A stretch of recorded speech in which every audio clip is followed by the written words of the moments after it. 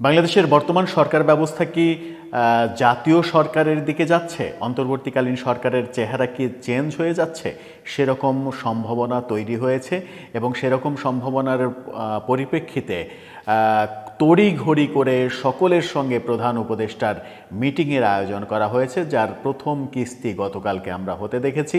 আজকে দ্বিতীয় কিস্তিতে সকল রাজনৈতিক দল, অবশ্য ডক্টর ইউনূস সরকারের পছন্দের সকল রাজনৈতিক দলকে দাওয়াত দেওয়া হয়েছে, তাদের সঙ্গে মিটিং করা হবে এবং আগামীকালকে মিটিং করা হবে ধর্মীয় গোষ্ঠীদের সঙ্গে। সেই ধর্মীয় গোষ্ঠী শুধুমাত্র ইসলাম ধর্মীয় গোষ্ঠী কিনা সেটা নিশ্চিত করা হয়নি, শুধুমাত্র এটুকু জানানো হয়েছে ধর্মীয় গোষ্ঠীর সঙ্গে মিটিং করা হবে।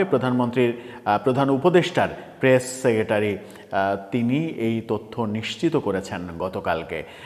সরকার ব্যবস্থা জাতীয় সরকারের দিকে যাচ্ছে কিনা সেই প্রশ্ন এখানেই তৈরি হয়েছে। কিভাবে তৈরি হলো সেই আলোচনাই করব এই ভিডিওতে। দর্শক থাকবেন পলিটিক্স টিভির নিয়মিত আয়োজনে।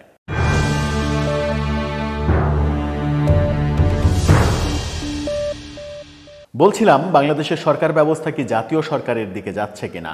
বর্তমান অন্তর্বর্তীকালীন সরকার ব্যবস্থা ভেঙে দিয়ে জাতীয় সরকার গঠনের দিকে প্রক্রিয়া শুরু হয়ে গেল কিনা এই প্রশ্ন কিন্তু জেগে উঠেছে।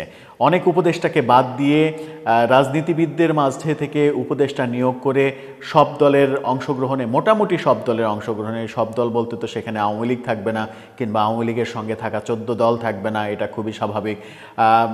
রাজনৈতিক দল, যে রাজনৈতিক দলগুলো আওয়ামী বিরোধী রাজনৈতিক দল, সেই রাজনৈতিক দলগুলোকে নিয়ে জাতীয় সরকার গঠন হয়ে গেলেও আশ্চর্য হবার কিছু থাকবে না। বর্তমান পরিস্থিতি এতটাই কন্ট্রোলের বাইরে চলে গেছে যে প্রধান উপদেষ্টা তড়িঘড়ি করে গতকালকে ছাত্র সমন্বয়কদের সঙ্গে মিটিং করলেন, দীর্ঘ মিটিং, এবং ছাত্র সমন্বয়কদের সঙ্গে মিটিংয়ের পরে সমন্বয়করা বাইরে এসে বললেন ফ্যাসিস্ট হাসিনার সঙ্গে ভারতের সম্পর্ক হয়েছে, ভারতের সঙ্গে কখনো বাংলাদেশের সম্পর্ক হয়নি, কিংবা ভারত সরকারের সঙ্গে বাংলাদেশ সরকারের কখনো সম্পর্ক হয়নি। ভারতের সঙ্গে নাকি ফ্যাসিস্ট হাসিনার সম্পর্ক হয়েছে, ফ্যাসিস্ট আওয়ামী লীগের সম্পর্ক হয়েছে। এই সম্পর্ককে তারা মূল্যায়ন করতে চায় না।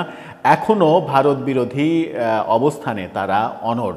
কিন্তু ভারত বিরোধী অবস্থানের কারণে যেটা হচ্ছে সেটা হচ্ছে, আগরতলাতে আমরা দেখেছি বাংলাদেশের সহকারী হাই কমিশনারের কার্যালয়ে হামলার ঘটনা, ভাঙচুরের ঘটনা, পতাকা পোড়ানোর ঘটনা, যে ঘটনা ভারতীয়রা বলছে যে বাংলাদেশে পতাকা পায়ের নিচে ফেলে হাঁটার ঘটনার পরে এই ঘটনা ওখানে ঘটেছে, এবং বাংলাদেশের সংখ্যালঘু বিশেষ করে চিন্ময় প্রভু গ্রেপ্তার এবং তাকে কেন্দ্র করে নানা ধরনের ঘটনার পরে ওই ঘটনাগুলো ওখানে ঘটছে। এই যে ঘটনা পাল্টা ঘটনা, এই ঘটনাগুলো যখন ঘটতেই থাকছে, বিশ্বব্যাপী যখন এগুলো নতুন মাত্রা পাচ্ছে, বিশ্ব মিডিয়াতে যখন এগুলো খবর হচ্ছে, যদিও সরকার থেকে বলা হচ্ছে যে যতটুকু না ঘটছে তার চাইতে বেশি ভারতীয় মিডিয়া প্রোপাগান্ডা করছে। ভারতীয় মিডিয়া একটু বেশি বেশি বলছে, এটা অনেকাংশেই সঠিক, এটাকে ভুল বলার কিছু কারণ নেই, কিন্তু যতটা বেশি বলছে তার যদি 10 ভাগও বাংলাদেশে ঘটে থাকে, সেই 10 ভাগ তো বিশ্ব মিডিয়াতে আসছে। বিশ্ব মিডিয়াতে যেগুলো আসছে, যে খবরগুলো আসছে, সেগুলো তো মিথ্যে নয়। গতকালকে ছাত্র সমন্বয়কদের সঙ্গে যে মিটিং করলেন প্রধান উপদেষ্টা, তাদের কাছ থেকে নাকি জনগণের ভাবনা শুনলেন প্রধান উপদেষ্টা। হাসনাত আবদুল্লাহর ভাষ্য মতে, হাসনাত আবদুল্লাহর ভাষ্য যদি সত্যি হয়, তিনি বলার চেষ্টা করেছেন জনগণ কি ভাবছে, দ্রব্যমূল্যের কারণে জনগণ অস্থির হয়ে জনগণ কি ভাবছে, আমাদের মাধ্যমে জনগণ কি বলছে, সেই বলাটা আমরা প্রধান উপদেষ্টাকে জানিয়েছে। এখন দেখার বিষয় যে জনগণের ভাষ্যটা ছাত্র সমন্বয়করা কিভাবে প্রধান উপদেষ্টার কাছে তুলে ধরলেন এবং প্রধান উপদেষ্টা কার্যকরী কি পদক্ষেপগুলো নেন। আজকে যখন রাজনীতিবিদদের সঙ্গে মিটিং করবেন, বিএনপি জামাত সহ বিভিন্ন রাজনৈতিক দলের সঙ্গে মিটিং করবেন এবং আগামীকালকে ধর্মীয় গোষ্ঠীর সঙ্গে মিটিং করবেন, এই মিটিংয়ের মূল সুর কি এমন হবে যে বাংলাদেশ জাতীয় সরকারের দিকে যাচ্ছে? এই ব্যাপারটা উস্কে যায় গতকালকেই উপদেষ্টা আসিফ নজরুলের একটা পোস্টে।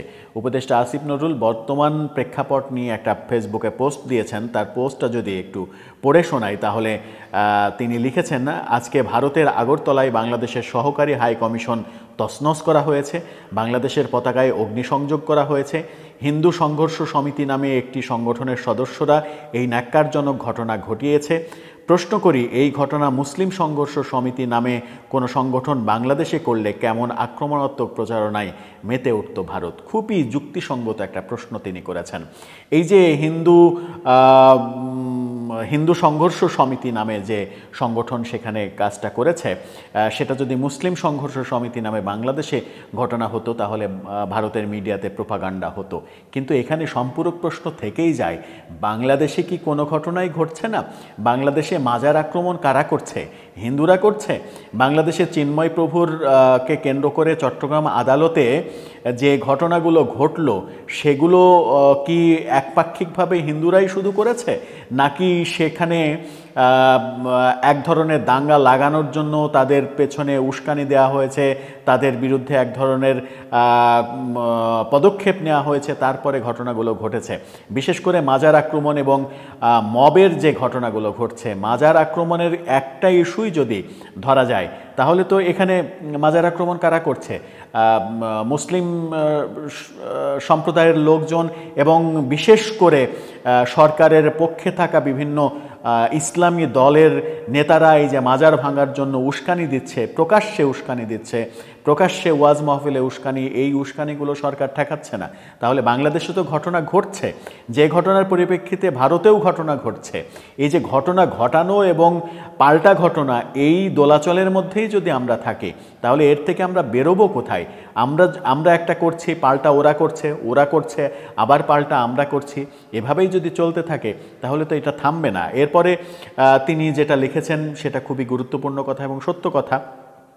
আন্তর্জাতিক আইন অনুসারে ভারতের মাটিতে বাংলাদেশের সহকারী হাই কমিশনকে পরিপূর্ণ নিরাপত্তা দেওয়ার দায়িত্ব ভারতীয় সরকারের। তারা এটি করতে ব্যর্থ হয়েছে, এই ব্যর্থতার নিন্দা জানায়। অবশ্যই তারা করতে ব্যর্থ হয়েছে এবং এটা নিন্দা জানানোর মতো ঘটনা। নিন্দা জানায় পশ্চিমবঙ্গের মুখ্যমন্ত্রী মমতার মন্তব্যের। ভারতের বিভিন্ন অঞ্চলে যা ঘটে সংখ্যালঘু ও দলিত সম্প্রদায়ের ওপর, এর জন্যই বরং উল্টো ভারতের এবং মমতার লজ্জা হওয়া উচিত। ভারতের মধ্যে সংখ্যালঘু নির্যাতন যদি ঘটে থাকে, মমতা লজ্জিত হোক কিংবা না হোক তাতে আমার কি যায় আসে? আমার দায়িত্ব হচ্ছে আমার দেশে যেন কোনো ঘটনা না ঘটে। কিন্তু আমরা কি বুকে হাত দিয়ে বলতে পারি যে আমার দেশে এই ঘটনাগুলো ঘটে না? আমার দেশে মন্দির ভাঙার ঘটনাগুলো ঘটে না, মন্দির পোড়ানোর ঘটনাগুলো ঘটে না, দুর্গাপূজায় মূর্তি ভাঙার, প্রতিমা ভাঙার ঘটনাগুলো ঘটে না? ঘটে তো প্রথমে তো আমাকে সংশোধন হতে হবে। অন্যের সমালোচনা আমি তখনই করতে পারবো যখন আমি neat and clean, crystal clear থাকবো। আমি যদি ক্রিস্টাল ক্লিয়ার না থাকি তাহলে মমতাকে নিয়ে মন্তব্য করে আমার লাভটা কি? আমি অন্তত এই ব্যাপারটা বুঝি না। এরপরে তিনি লিখেছেন, ভারতে বলি আমরা সহমর্যাদা ও সমানাধিকার ভিত্তিক বন্ধুত্বে বিশ্বাসী। শেখ হাসিনার ভারতকে বলি, শেখ হাসিনার সরকার বিনা ভোটে ক্ষমতায় থাকার লোভে ভারত তোষণ নীতিতে বিশ্বাসী ছিল, যেটা আজকে হাসনাত আবদুল্লার কথাতেও স্পষ্ট হয়েছে। তবে ভারতকে বুঝতে হবে এটা শেখ হাসিনার বাংলাদেশ নয়। এই বাংলাদেশ স্বাধীন, সার্বভৌম, আত্মমর্যাদাশীল। এই বাংলাদেশ নির্ভীক এবং তরুণ সম্প্রদায়ের। অর্থাৎ এই বাংলাদেশ নির্ভীক, আত্মমর্যাদাশীল, এই বাংলাদেশ হচ্ছে তরুণ সম্প্রদায়ের। বাংলাদেশের তরুণ সম্প্রদায় কত পার্সেন্ট আছে? বাকিদের বাংলাদেশ না? বাকি যারা মানুষ রয়েছে তাদের কি বাংলাদেশ না? শুধুমাত্র তরুণ সমন্বয়কদের বাংলাদেশ? এই প্রশ্ন কিন্তু উঠে আসছে। আর এই বাংলাদেশ শেখ হাসিনার বাংলাদেশ না, এটা খুবই সত্য কথা। শেখ হাসিনার না, শেখ হাসিনার বাবার না, কিংবা আরেকজন নেতার না, আরেকজন নেতার মায়ের কিংবা বাবার না, কারোরই না, আমাদের সবারই বাংলাদেশ। কিন্তু সেই বাংলাদেশটাকে তো আমাকে সুস্থ রাখতে হবে। সেই বাংলাদেশটাকে যদি আমি সুস্থ না রাখি, সুস্থ না রেখে অন্যকে দোষারোপ করতে চাই, এই যে আমার দেশে ঘটনাগুলো ঘটলো, পাল্টা ভারতে এখন ঘটনাগুলো ঘটছে, এটা আমার বুকের পাঁজর ভেঙে যাচ্ছে। এই যে পাঁজর এখন ভেঙে যাচ্ছে তাতে তো আমার উপলব্ধি বোধটা হতে হবে যে ইটটি মারলে পাটকেলটি খেতে হয়, এটা খুবই স্বাভাবিক এবং সাধারণ ঘটনা। আমরা যদি কারো বিরুদ্ধচারণ না করি, কারো বিরুদ্ধে নিজেদের অবস্থান জানান না দিই, তাহলে আর কেউ আমাদের বিরুদ্ধে অবস্থান নেওয়ার কথা কি ভাবতে পারবে? ভাবতে পারলেও তখন আমরা তাদেরকে দোষারোপ করতে পারবো।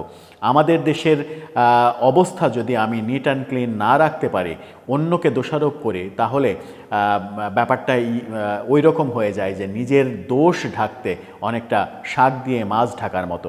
বলছি না যে সব দোষ এই সরকারের কিংবা সব দোষ কিছু কিছু মানুষের। দোষ আমাদের রয়েছে, দোষ ভারতের জনগণের রয়েছে, কিন্তু এই যে জনগণের মধ্যে শত্রুতা তৈরি করে দিয়ে আমাদের লাভ কি?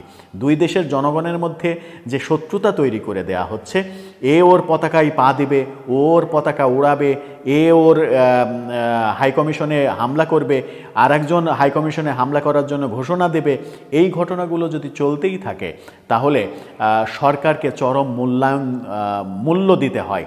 আর সরকারকে চরম মূল্য দিতে হলে বৈষম্য বিরোধী ছাত্র আন্দোলন ব্যর্থ হয়ে যাবে। আর বৈষম্য বিরোধী ছাত্র আন্দোলন ব্যর্থ হলে আমাদের স্বপ্ন ব্যর্থ হয়ে যাবে। আমাদের স্বপ্ন ব্যর্থ যেন না হয়, সেই অনেক দিন পরে মনে হয় শেষ পর্যন্ত সেই পথেই হাঁটছে সরকার, সবার সঙ্গে সংলাপ করছে, এবং সংলাপ করার পরে আমরা যদি একটা সুস্থ সমাধানে আসি, সেটা যদি জাতীয় সরকারের ফরম্যাটেও হয়, আমরা যদি সবাই মিলে ভালো থাকতে পারি, তাহলে অন্যকে দোষারোপ করতে হবে না, আমরা আমাদের মতো ভালো থাকবো। সেই ভালো থাকাটা কি আমরা পারবো?